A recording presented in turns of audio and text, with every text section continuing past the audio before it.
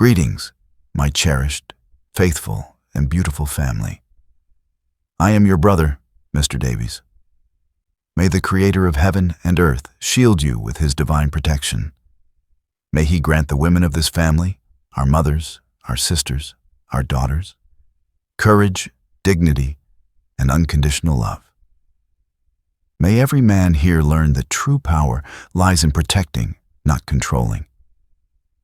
May the young ones flourish with righteousness, the elders rest in tranquility, and every wounded soul find healing.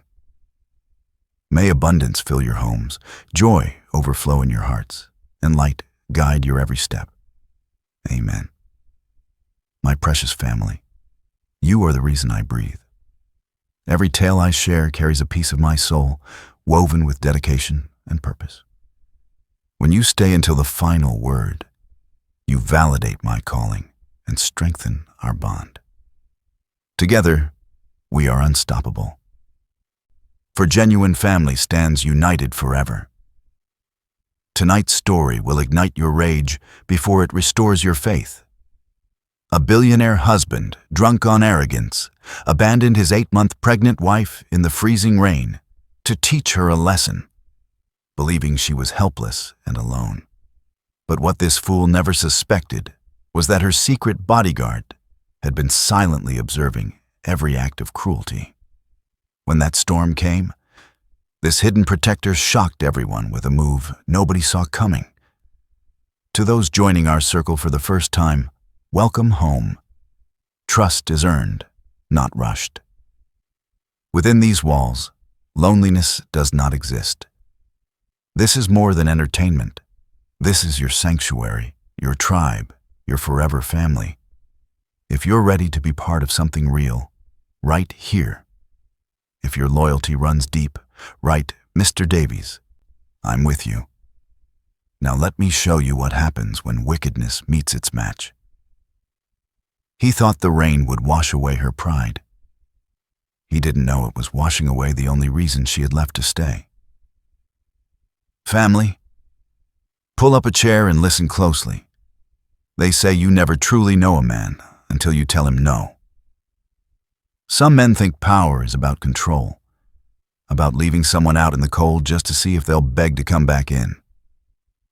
But be careful who you try to break, because you might just reveal that they were the only thing holding you together. The restaurant was one of those places where the lighting was too dim to read the menu, and the silence cost more than the food. Kira adjusted her position in the booth, trying to ease the sharp, rhythmic ache radiating from her lower back, but the velvet bench offered no support. Across the table, Everett didn't notice. He was smiling at his phone, the blue light reflecting in his eyes like shards of ice. "Who is it?" Kira asked, though the question felt heavy in her throat. "Just business," Everett murmured, his thumbs flying across the screen. But business didn't make him smirk like that. Business didn't send texts at 9 p.m. on a Tuesday with 3 heart emojis attached. "Is it Tatum?" Everett's smile vanished. He set the phone down, face up, a deliberate challenge. "Don't start, Kira. You know how stressful the merger is. Tatum is the only one who understands the legal framework. She's your ex-wife, Everett, not your lawyer." "She's an asset," he corrected, picking up his wine glass. "Unlike some people, she knows when to be useful and when to be quiet." The insult landed softly, but it cut deep. Kira looked down at her swollen belly, her hand resting protectively over the life kicking against her ribs. She was 8 months pregnant, carrying his heir. Yet she felt more like a piece of furniture than a partner. A waiter arrived with their entrees, but the smell of the truffle oil made Kira's stomach churn. She winced, a sudden cramp seizing her side, and let out a small, sharp gasp. Everett didn't look up from his steak. But 5 feet away, in the shadows near the kitchen door, a figure moved. Damon Vance, the new head of security, stepped forward. He was a mountain of a man, silent and imposing in a black suit that strained against his shoulders. He didn't speak, didn't ask for permission. He simply signaled the waiter with a subtle nod and pointed to Kira's untouched wine glass, mouthing water. Then he adjusted his position, shifting so his large frame blocked the harsh draft from the entrance that had been making Kira shiver for the last 20 minutes. "You're hovering," Everett snapped, finally glancing up, not at his wife, but at the bodyguard. "Back off, Vance. She's fine." Damon didn't flinch. His dark eyes lingered on Kira's pale face for a fraction of a second too long before he retreated into the background. "Just doing my job, sir." "Your job is to watch the door, not the wife," Everett muttered, returning to his phone as it buzzed again. Another text, another smile. Kira watched Damon retreat. For the first time all night, she felt seen, but the realization was colder than the draft. A stranger on the payroll noticed her pain before the father of her child did. If you believe a real man protects his pregnant wife no matter how angry he is, hit that subscribe button right now. But if you think money gives you the right to treat people like trash, feel free to skip this video. Let's see how many good people are actually watching. "Eat," Everett commanded, not looking up. "You're eating for two, remember? Or do I need to ask Tatum to send over her nutritionist's number again?" 3 days later, the apartment was quiet when Kira returned from the ultrasound alone. Everett had promised to meet her there, but a critical board call had pulled him away 15 minutes before the appointment. She'd listened to their baby's heartbeat by herself, watched the grainy image on the monitor without his hand to hold, and walked out clutching the black and white printout like a receipt for something she'd purchased in solitude. Now, standing in the walk-in closet they shared but barely occupied at the same time, Kira reached for the dry cleaning draped across Everett's side. His navy suit, the one he'd worn to dinner with investors last Thursday, still smelled faintly of perfume. Floral, expensive, and decidedly not hers. She checked the pockets out of habit, the way wives do when trust has already quietly packed its bags. Her fingers brushed paper. She pulled out a receipt, folded neatly in thirds. Cartier, a tennis bracelet, $18,000, purchased Thursday at 4:47 p.m. Kira's wrist was bare. It had been bare for months. She heard the front door open, the familiar sound of Everett's Italian loafers on marble. Her heart hammered as she walked into the living room, the receipt trembling between her fingers. He was already on his phone, pacing near the floor-to-ceiling windows with his back to her. "Everett." He held up one finger without turning. 2 seconds.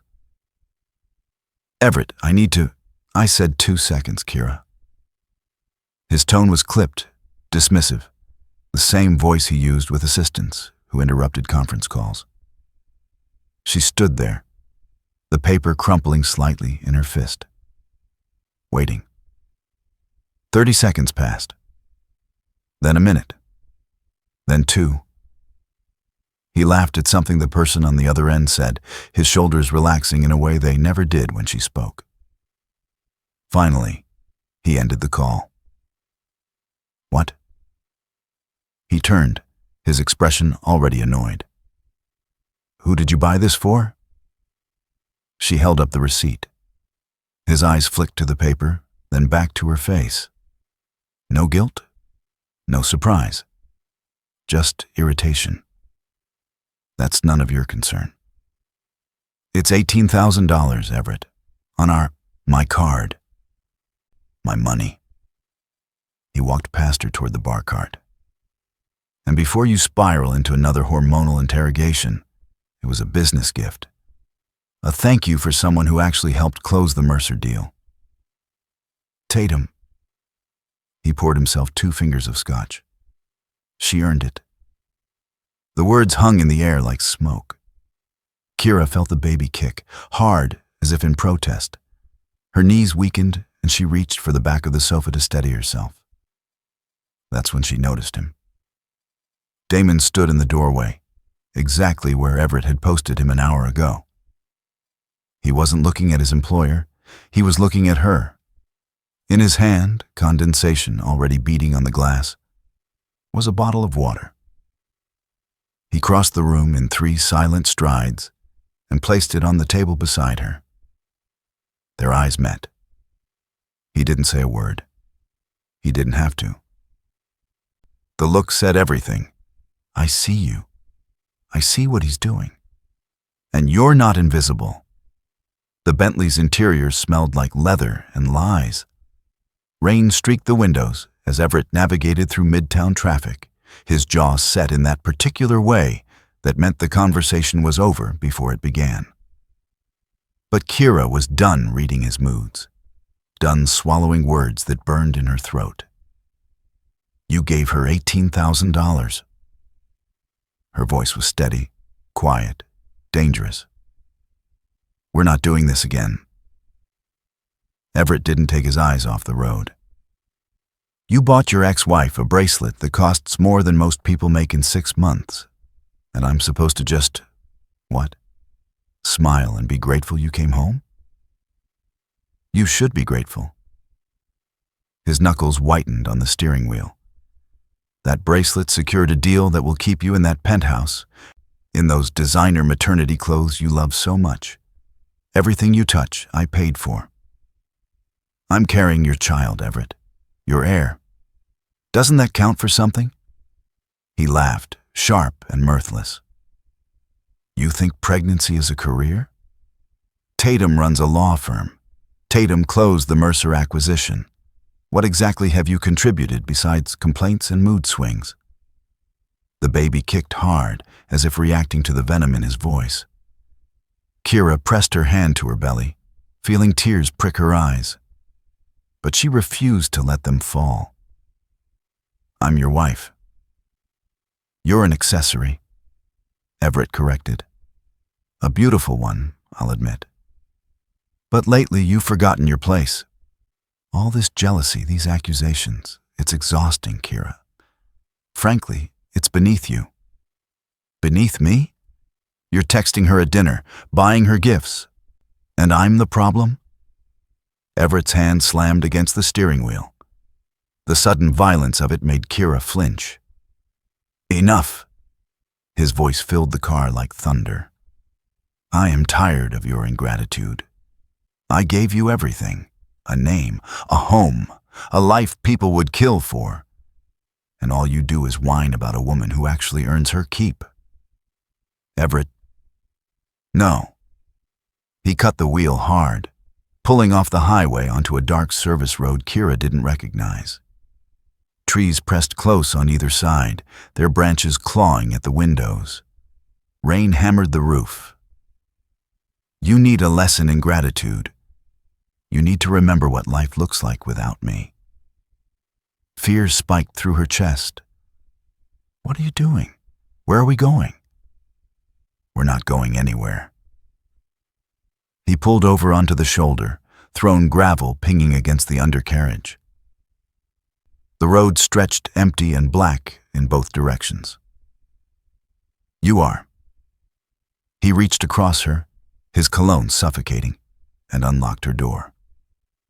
The interior light flickered on. Get out. Everett, it's pouring. I'm 8 months pregnant. Get out. His blue eyes were ice, empty of everything but contempt. Walk until you remember who pays for the roof over your head. Maybe then you'll stop questioning me about Tatum. The rain turned the world into a watercolor painting, all bleeding edges and blurred lines. Kira stared at the open door, at the darkness beyond, unable to process what was happening. The cold air rushed in, carrying the smell of wet asphalt and pine. Everett, please. I'm sorry. I won't. Walk, he repeated, his voice flat, mechanical. Until you appreciate the ride. Her hands shook as she gripped the door frame. "It's miles to anything. There's no one out here." "Then you'll have plenty of time to think." He checked his watch. Bored already. "When you're ready to apologize properly, you have your phone. Call me when you've learned your lesson." Kira looked down at her lap. Her phone sat in the cup holder near the gear shift, on his side of the car. She reached for it, but his hand shot out, trapping her wrist. "The walk will do you good," he said softly. "Fresh air. Perspective. Unless you'd prefer I drive us both home right now and you can admit you were being ridiculous." Hope flickered. "Yes. Please, let's just..." "Then say it. Say you're sorry for disrespecting me, for insulting Tatum, for acting like a spoiled child." The words caught in her throat. The baby kicked, hard, as if urging her to fight. And for the first time in months, Kira listened to that instinct instead of the fear. "No." Everett's expression shifted. Surprise, then fury, then something colder. Calculation. "Get out of my car." When she didn't move fast enough, he leaned across her and shoved. Not hard enough to hurt, but hard enough to prove he could. Kira stumbled out into the deluge, her ballet flats sinking into the muddy shoulder. The rain soaked through her cashmere coat in seconds, plastering her dress to her belly. "Everett." She turned back, but he was already pulling the door shut. Through the rain-streaked window, she saw him smile, the same cold, satisfied smile he wore when he closed a deal. He put the car in drive, tires spitting gravel, and pulled away. The red taillights glowed like demon eyes in the storm. In the rearview mirror, Everett watched her silhouette shrink. She stood there, frozen, one hand on her belly and the other reaching toward him. And he felt a surge of satisfaction. She'd come crawling back within the hour, soaked and humbled, ready to be the grateful wife again. He turned up the radio, drowning out the sound of the rain, and didn't look back again. If you would never abandon your pregnant partner in the middle of nowhere just to teach them a lesson, hit that subscribe button right now. But if you think money gives you the right to treat people like trash, feel free to skip this video. Let's see how many good people are actually watching. Behind him, standing in the rain, Kira felt her phone buzz in her coat pocket, the one Everett didn't know she kept there. The screen lit up with a single text from an unknown number. "I see your signal. I'm 2 minutes away." The rain was merciless. It pounded down with a violence that felt personal, soaking through Kira's coat, her dress, her skin, until she couldn't tell where the storm ended and her tears began. Her teeth chattered so hard she bit her tongue, tasting copper. The cold seeped into her bones, and with it came a terror so sharp it stole her breath. The baby. What if the cold hurt the baby? She wrapped both arms around her belly, trying to shield the life inside her from the elements, but it was useless. She was exposed, abandoned, powerless. The service road stretched empty in both directions. No houses, no lights, just the skeletal silhouettes of trees clawing at the black sky. Her phone buzzed again in her pocket, but her hands were shaking too hard to pull it out. Then, through the curtain of rain, headlights appeared. Kira's heart seized. The car slowed, pulling onto the shoulder 30 feet behind where Everett had left her. Fear shot through her veins like ice water. This was how horror stories began. A woman alone, pregnant, vulnerable. She took a step back, her shoes squelching in the mud, her mind racing through terrible possibilities. The engine cut. A door opened. A figure emerged, tall and broad-shouldered, backlit by the headlights so she couldn't see his face. But she knew that silhouette. She knew the deliberate, measured way he moved. "Damon?" He said nothing. He simply rounded the car, and in his hand, opened against the storm, was a large black umbrella. He crossed the distance between them in 4 long strides, and suddenly the rain stopped, not everywhere, just above her. He held the umbrella over her head with one hand, his other reaching out, steady and sure. "Mrs. Sinclair." His voice was low, calm, anchor steady in the chaos. "I need you to come with me." Up close, in the glow of his car's headlights, Damon looked different. The deferential posture was gone. His jaw was set, his dark eyes blazing with something that looked like barely contained fury, not at her, but for her. He wasn't wearing the black suit and tie of the hired help. He was in tactical gear, rain beating off a waterproof jacket, and he looked less like an employee and more like what he truly was: a soldier, a guardian, a savior. "How did you—" Later. He gently took her elbow, guiding her toward the warmth of his SUV. "Right now, we need to get you dry and safe." She didn't resist. She couldn't. Her legs were shaking, her breath coming in gasps. And when Damon opened the passenger door, the blast of heat from inside nearly made her sob with relief. "It breaks my heart that Kira had to stand in that freezing rain, all alone." Comment "Stay strong" below to show support for all the mothers who have been abandoned when they needed help the most. Don't ignore this. Show them they aren't alone. The warmth inside the SUV felt like a resurrection. Kira collapsed into the leather seat, her whole body trembling as heat poured from the vents. Damon draped a wool blanket over her shoulders before sliding into the driver's seat, his movements efficient and practiced. He didn't start the engine. Instead, he turned to face her, and in the dim glow of the dashboard, his expression was unreadable. "How did you know where I was?" Kira's voice came out hoarse, broken.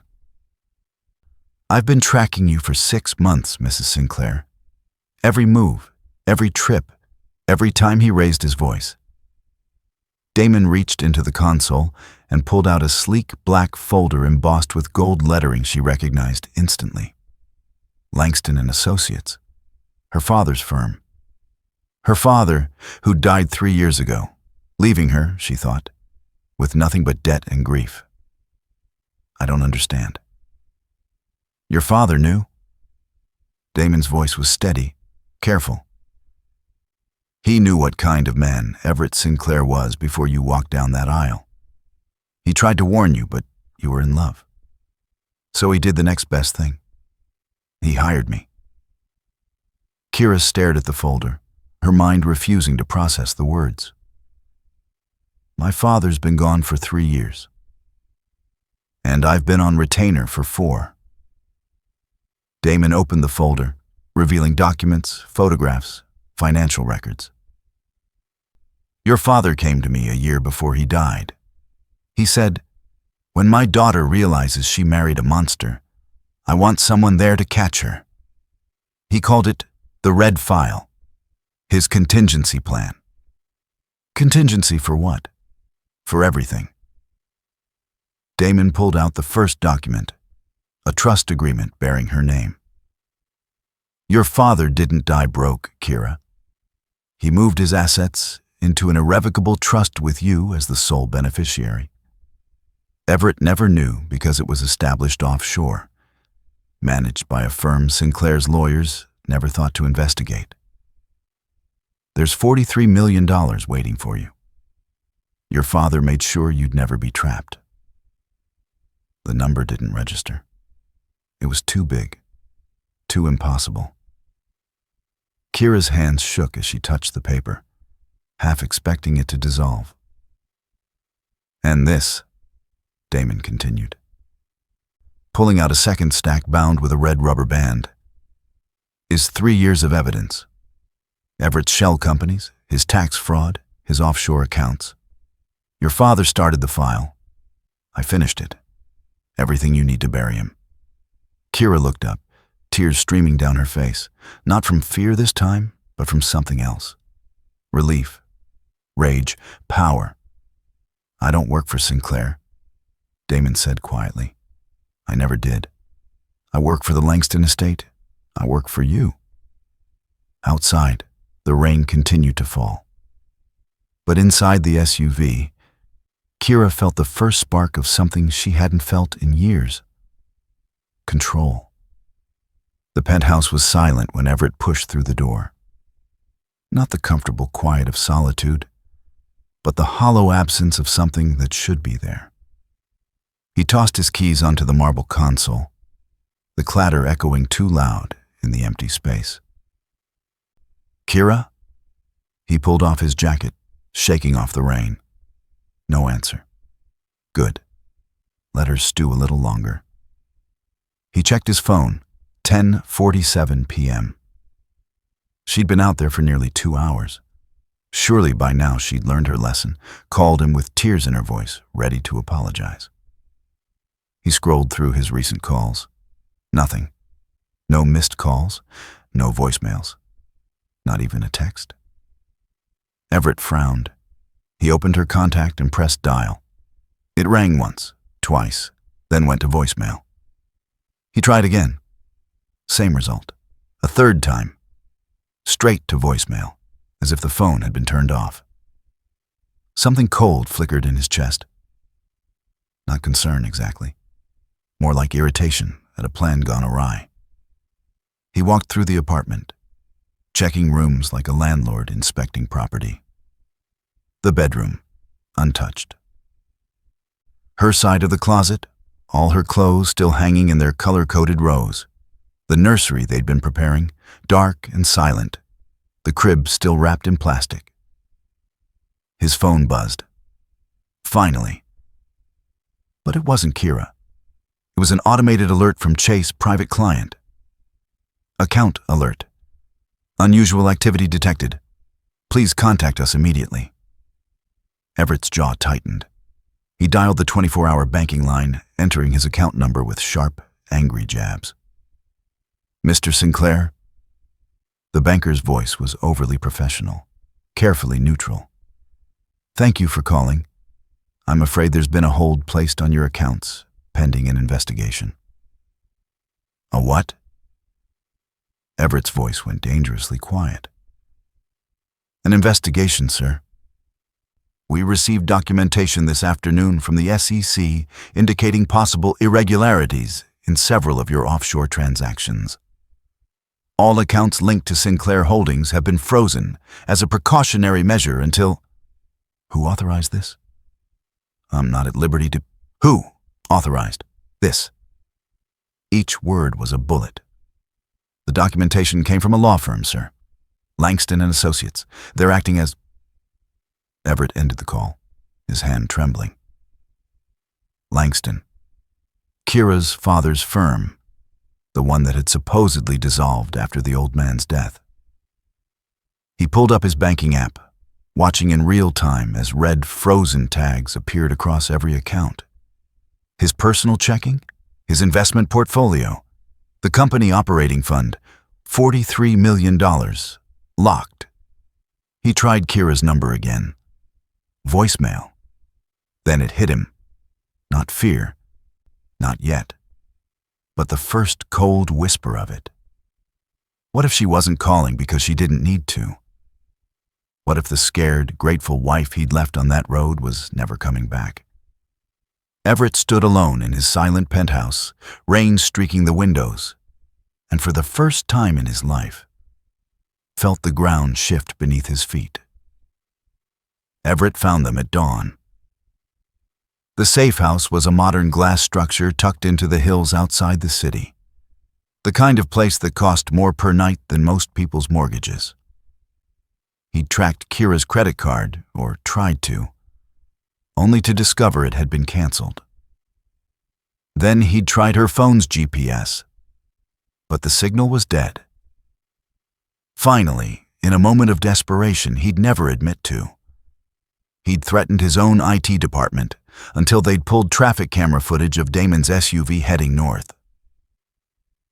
Now he stood in the driveway, rain still misting from the night storm, his Bentley idling behind him like a getaway car.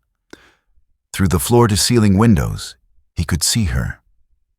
Kira, wrapped in a white robe, holding a cup of tea, looking more rested than she had in months. Everett's rage was a living thing. He hammered on the door. Once. Twice. On the third strike, it opened. Not Kira, but Damon, filling the doorframe like a wall. "Get out of my way, Vance. I'm here for my wife. She doesn't want to see you. I don't care what she wants." Everett tried to push past, but Damon's hand landed on his chest, immovable. "Move, or I'll have you arrested for kidnapping." "Kidnapping?" Damon's voice was calm, almost amused. "Mrs. Sinclair left of her own free will after you abandoned her on a deserted highway. I have dashcam footage if you'd like to debate the definition of kidnapping with the police." Everett's face flushed. That was a misunderstanding, a disagreement. "Kira knows I'd never—" "Let him in, Damon." Kira's voice came from inside, steady and clear. Damon stepped aside, and Everett brushed past him into the open living room. Kira stood by the window, backlit by the rising sun, and for a moment she looked like a stranger. Stronger, taller, untouchable. "Kira, enough of this tantrum. Get your things. We're going home." "I am home. Don't be ridiculous. You're 8 months pregnant with my child. You think you can just leave? I'll file for custody. I'll prove you're mentally unstable. You'll what, Everett?" Kira set down her tea, her eyes meeting his without flinching. "Sue me with frozen assets? Hire lawyers you can't pay? File motions from a company you no longer control?" Everett froze. "What are you talking about?" Damon stepped forward, sliding a tablet across the counter. On the screen was a legal document, dense with text and signatures. As of 6 a.m. this morning, Mrs. Sinclair assumed majority ownership of Sinclair Holdings through the Langston Family Trust. Turns out your operating capital has been tied to a loan from her father's estate for the last 3 years. He called it insurance.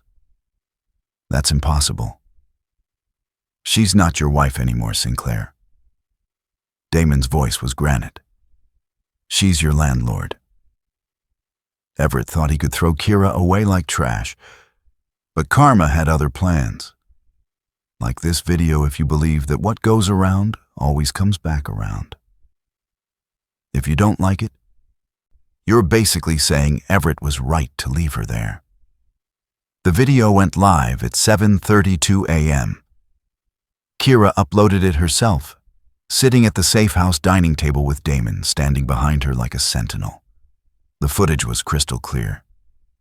Damon's dashcam had captured the Bentley pulling over and the door flying open, perfectly synced with the audio Kira had secretly recorded on her phone. His cold voice telling her to get out. Her pleading, 8 months pregnant and terrified.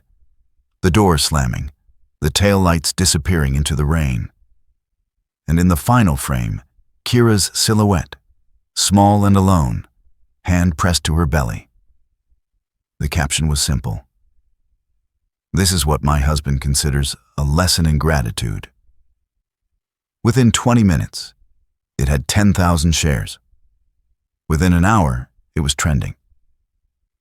By noon, every major news outlet had picked it up. "Billionaire abandons pregnant wife in storm," read the headlines. The internet did what the internet does best. It hunted. Everett's phone exploded with calls, board members, investors, his mother. Even Tatum, suddenly silent on the other end when he answered. By 2 p.m., he received the email he'd been dreading. An emergency board meeting, effective immediately. He walked into the Sinclair Holdings conference room to find 12 faces staring at him like judges at a sentencing. At the head of the table sat a woman he didn't recognize, flanked by lawyers. "Mr. Sinclair," she said coolly, "I represent the Langston Family Trust, which as of this morning holds controlling interest in this company. The board has voted. You're removed as CEO, effective immediately.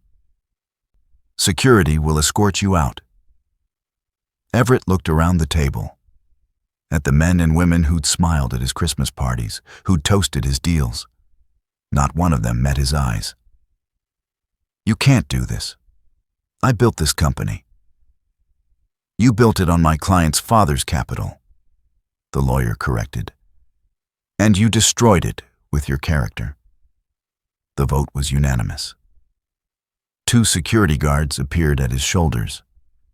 Everett was escorted out of his own building, past assistants who suddenly found their computer screens fascinating, past the lobby where his portrait still hung. The rain had stopped, but the sky was still gray. Meanwhile, 50 miles north, Kira sat in the passenger seat of Damon's SUV. The sun was breaking through the clouds, painting the road ahead in gold. Her hand rested on her belly, feeling the baby kick. Strong, healthy, safe. Damon glanced over, and for the first time in months, she smiled. Not the careful, practiced smile she'd worn for Everett's associates, but a real one. "Where to, Mrs. Langston?" Damon asked, using her maiden name deliberately. "Anywhere but here," she said. "Anywhere the sun is shining." He turned onto the highway, heading west, and in the rearview mirror, the storm was finally behind them. Everett chased a paycheck and lost everything. Damon chose loyalty and gained a family. If you believe love is more important than money, turn on post notifications. If you don't subscribe, I guess we know which side you're on.